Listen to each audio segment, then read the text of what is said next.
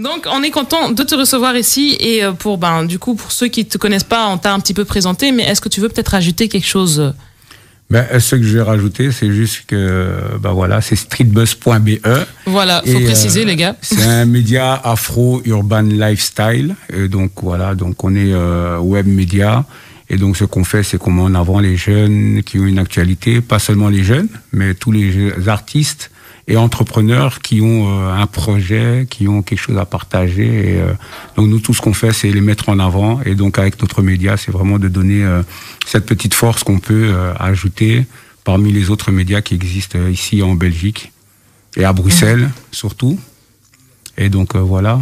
Est-ce que c'est, de nos jours, quand on a un site comme ça, est-ce qu'on sait en vivre?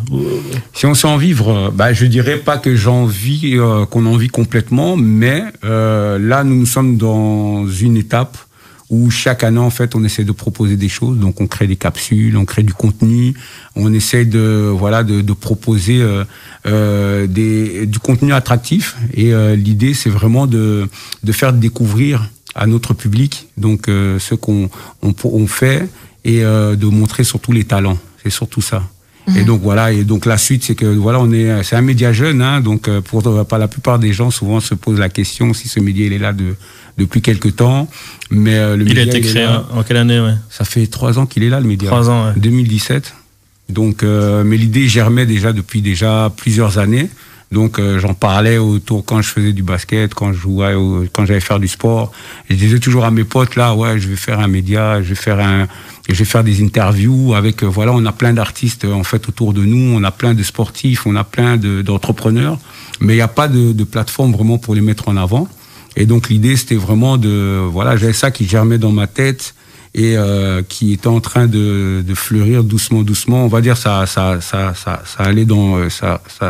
C'était du rêve, quoi, on va dire. Parce que tu avais décelé qu'il y avait une lacune par rapport à la mise en avant de la culture africaine ici en Belgique? Africaine et urbaine en même temps. Donc c'était vraiment un gros problème qu'il y avait. Et de ce fait, on avait besoin de représentation. Donc moi-même étant jeune sportif, on est passé par la musique, par toutes certaines étapes où on se cherche. Et donc l'idée c'était vraiment de se dire que je voyais autour de moi, on avait des sportifs professionnels qui partaient aux États-Unis, qui revenaient, on avait des artistes qui faisaient de la musique sans avoir le moindre sou, comme maintenant encore la plupart des artistes souvent ils sont là, ils font du contenu qui est de qualité, si pas mieux que certains pour pas citer d'autres pays ou quoi, mais l'idée c'était vraiment que on avait des talents tout simplement autour de nous. Il fallait en parler. Il était important d'en parler. Donc c'est vraiment la passion du partage qui t'a... C'est vraiment la passion et parce qu'on avait beaucoup de choses à construire ici, surtout en Belgique, à ce niveau-là. Et que on avait nos médias traditionnels, malheureusement, qui ne nous offraient pas cette opportunité-là. Et donc à chaque fois, il fallait prouver par le fait de faire de la musique vraiment de qualité, ce qui était déjà en soi, avec le peu de moyens que certains avaient, était qu'ils avaient la capacité de produire du contenu vraiment de qualité. Et là maintenant, ce qu'il y a, c'est que il leur fallait juste des plateformes pour pouvoir s'exprimer simplement. De la visibilité, oui. Voilà, de la visibilité. La différence entre bosser avec la France et bosser avec la Belgique, peut-être tu saurais nous en parler un peu? La différence, bosser avec la France ou bosser avec la Belgique, c'est pas tant la différence. Ça veut dire qu'en France, ils ont une manière de fonctionner où le marché est plus grand. C'est ça, aussi simple que ça. Mais il faut pas croire que c'est mieux de bosser avec la France parce que les Français aussi nous envient. Hein. Donc ce qu'on fait, nous on regarde souvent l'herbe n'est pas plus verte ailleurs. Donc du coup, nous on pense que c'est parce que tout justement le manque. Je dis toujours, il faut bouger. Justement, en parlant en fait de cette différence qui n'est pas forcément là en fait. Moi, je vois souvent en fait que dès qu'il s'agit de la musique, les médias belges se retournent souvent vers la France en fait. Et je me demandais, est-ce que toi tu penses qu'en tant que média du coup, nous on peut y remédier, on peut faire quelque chose par rapport à ça? Ils se retournent vers la France. Encore une fois, c'est parce que le gros problème, ou je sais pas si je dois dire c'est un gros problème ou quoi, mais le marché français est plus grand. Donc forcément, à partir du moment où vous êtes sur un marché où vous avez plus de streams, plus de vues, plus de personnes qui vous suivent et où on propose plus de moyens financiers aussi pour les artistes. Donc forcément, si on regarde ce qui se passe en Belgique et ce qu'on propose, donc aussi bien les artistes que les médias, ils iront voir, ah bah tiens, si on propose quelque chose de plus intéressant à un artiste belge, bah forcément on dira, ah si on a proposé à un artiste belge autant d'argent ou un contrat qui lui permet de faire des clips ou de la musique à un certain niveau, donc forcément on fera plus attention et on dira, bah tiens, voilà, lui il a été repéré par Universal, par Sony France ou par tel ou tel. Et donc forcément, ben, on va dire, bah tiens, on a un artiste qui est en train d'évoluer, de percer en France ou quoi. Et ça lui donne de la crédibilité, quoi. Voilà, ça donne de la crédibilité. Bon, maintenant, est-ce que l'artiste là pour autant il est crédible? Non, on ne sait pas. Voilà, telle est la question aussi. Ben oui, c'est vrai que par rapport à la présentation que j'ai fait des médias juste avant, on est plus en train de juger la musique sur le nombre de streams et de vues que sur la qualité de cette musique. Même dans tous les médias urbains rap, c'est un peu le cas.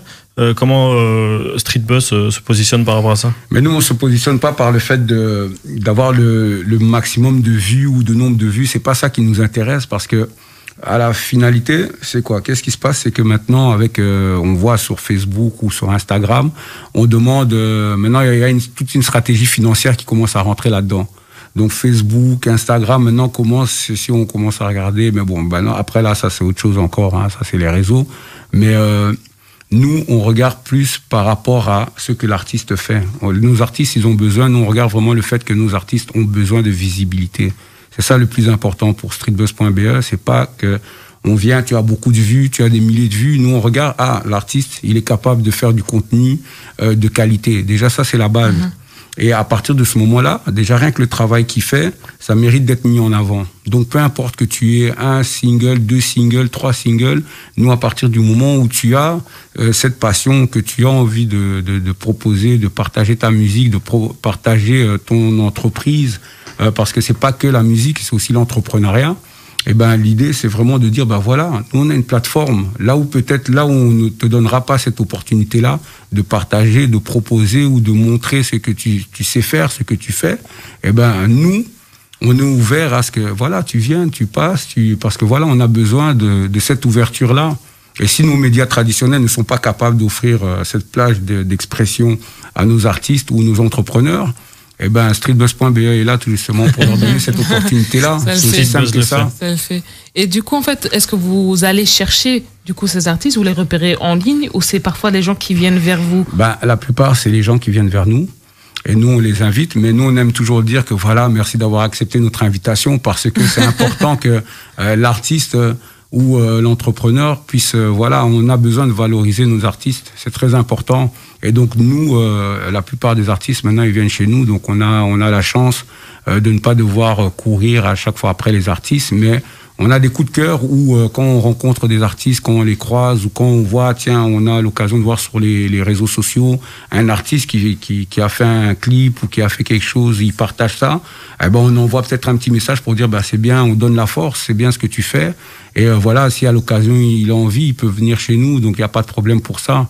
Donc je pense que c'est important aussi. C'est pas juste le fait que tu viens, tu fais des millions de vues et que on vient. Après, il y en a qui font des millions de vues, ils gagnent pas spécialement beaucoup d'argent, mais tu vas leur dire voilà, viens dans notre émission, et il te dira non, alors qu'il a pas fait de scène, il a pas fait beaucoup de scènes, etc.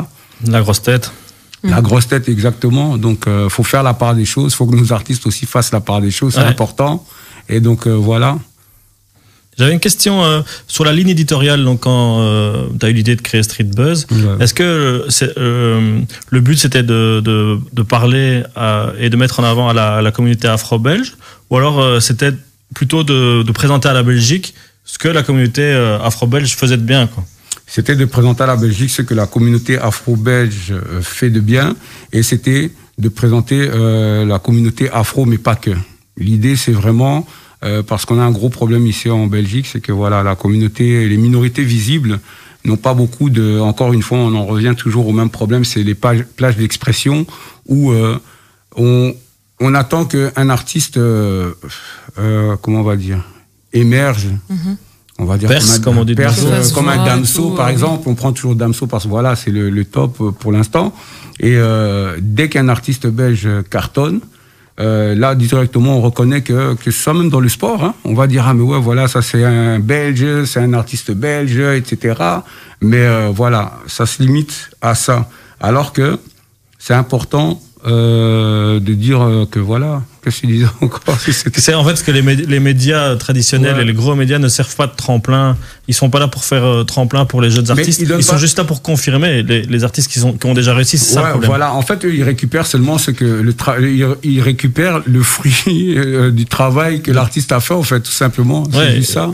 Et donc tout ce que les médias plus petits ont fait aussi. Et tout ce que les médias plus petits ont fait avant. Et cette reconnaissance-là, elle ne vient que à partir du moment où tu arrives à percer ou à cartonner. Encore une fois, on en revient, si tu fais beaucoup de vues ou si tu fais le buzz, on va dire, à ce moment-là, c'est là où on va t'octroyer une petite reconnaissance, quoi. Mais est-ce que c'est pour autant que ça vaut? C'est pour ça que, nous, à travers streetbuzz.be, on a envie de dire, non, voilà, les médias sont là, mais c'est pas que, c'est un travail qui se fait vraiment sur quelque chose à long terme, parce que l'idée, c'est pas que juste un seul média qui viennent dans ce sens-là. Il faut que tous les médias puissent aller dans ce sens. Ça veut dire que aussi bien Arabelle fait ce travail-là de mettre en avant les minorités visibles, aussi bien Bruckner, aussi bien GLTV1 de Ika de Jong et Toubadelo, et aussi bien d'autres médias encore en France qui commencent aussi à comprendre ce système-là où il faut vraiment mettre en avant à travers les talk shows, à travers les médias Hustler, We Hustler, un jeune qui vient, le Sherman, qui vient de créer son petit podcast où il reçoit des invités, que ce soit les sportifs, les entrepreneurs afro, que ce soit des acteurs français, que ce soit pas spécialement des afros, mais tous sortent et ils viennent tous parce que tout justement c'est ça l'idée, c'est vraiment de dire ok, on est artiste, on est sportif, il faut pas que ce soit juste que, on va dire communautaire simplement, parce que l'idée, c'est pas que nous, on a un média, il n'est pas communautaire, mais c'est un média qui est ouvert à tout le monde. Donc voilà. Il y a un chouette film français qui s'appelle Tout simplement Noir. Je sais pas si tu l'as vu. Qui parle de ce combat pour les minorités visibles. Pour nos auditeurs, je vous conseille de regarder. C'est assez intéressant aussi t'entends ce combat qui t'entends devient presque communautaire parce que en fait, à force de vouloir mettre en avant, t'entends, faut regarder le film, ça en devient maladroit. C'est en ça que je trouve intéressant Street Buzz aussi, de dire voilà, on n'est pas que on est là pour tout le monde, quoi. Voilà, parce que si tu me poses la question est-ce que nous sommes communautaires, on m'a déjà posé une fois la question, une personne m'a posé la question, mais je dis toujours c'est aussi simple que ça. Si tu vas, on va pas aller loin, allume la télé RTL, va regarder RTL et après tu t'installes pendant toute la journée. Et après, tu viens chez moi et tu me dis si nous sommes communautaires. Et c'est aussi simple que ça. Si tu as la réponse, tu viens chez moi, tu m'expliques, voilà, il y a ça. Et là, je dirais, ok, c'est vrai, effectivement. Mais si on regarde tous les médias traditionnels, voilà, les représentations des minorités visibles ne sont pas fortes. Et donc, du coup, j'ai pas mal de personnes qui m'appellent ou de jeunes filles ou qui me disent, voilà, nous, voilà, quand on a vu les médias, parce que nous, ce que nous, on fait, à travers streetbuzz.be, c'est vraiment l'idée, c'est de faire découvrir aux gens. Donc on ne fait pas de publicité, on n'est pas dans la démarche de faire de la pub ou quoi, mais l'idée c'était vraiment de proposer donc cet espace d'expression pour les artistes, pour les entrepreneurs et pour faire découvrir aux gens et les events aussi, parce que j'avais oublié qu'il y avait les events, les événements. Ça va revenir un jour. Vous avez fait, oui. Ou les événements où on va parce que chaque semaine on est toujours actif à travers ça et donc du coup l'idée c'était vraiment que les entrepreneurs puissent se dire tiens voilà, on a cette plage d'expression et donc c'est vraiment ça, quoi. Okay, je suis très content d'avoir pu vous recevoir ici. Malheureusement, on arrive vers la fin de l'émission. On aurait voulu pouvoir avoir plus de temps avec vous. Mais j'espère qu'on pourra peut-être rechecker ça pour une prochaine fois, comme j'ai dit juste avant. On a toujours la régie vient de me dire qu'ils avaient quand même une dernière question. On va essayer de le faire. Alors, un dernier conseil pour la jeunesse. Pour la jeunesse, ça veut dire qu'il faut continuer. Ce que j'aime bien, c'est que je vois beaucoup de jeunes les artistes en général, ils se soutiennent, ils se donnent la force. Beaucoup maintenant comprennent que voilà, il n'y a pas ce complexe de se dire voilà, moi je fais quelque chose juste pour moi.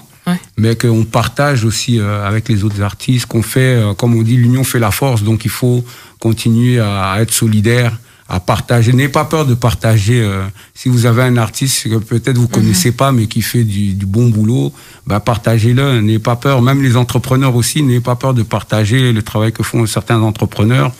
Il y a rien, ça nous coûte rien, ça va pas nous tuer, ça va pas vous enlever vos followers, parce que beaucoup de gens ont peur de perdre des followers ou des abonnés ou quoi. Non, pas du tout. Au contraire, faut essayer de travailler dans le même sens. Et si vous avez des médias, n'ayez pas peur d'inviter d'autres médias dans vos médias, parce que voilà, le plus important, c'est vraiment de créer le maximum de médias, de créer le maximum de structures pour permettre aux entrepreneurs, aux artistes de pouvoir avoir des espaces d'expression et pour pouvoir faire leur promo aussi partout où ils peuvent, quoi. C'est se donner de la force. Se donner de la force, exactement. En tout cas, si vous êtes des médias et que vous invitez des autres médias, ne faites pas comme moi. Dites bien le nom du média, s'il vous plaît. Voilà.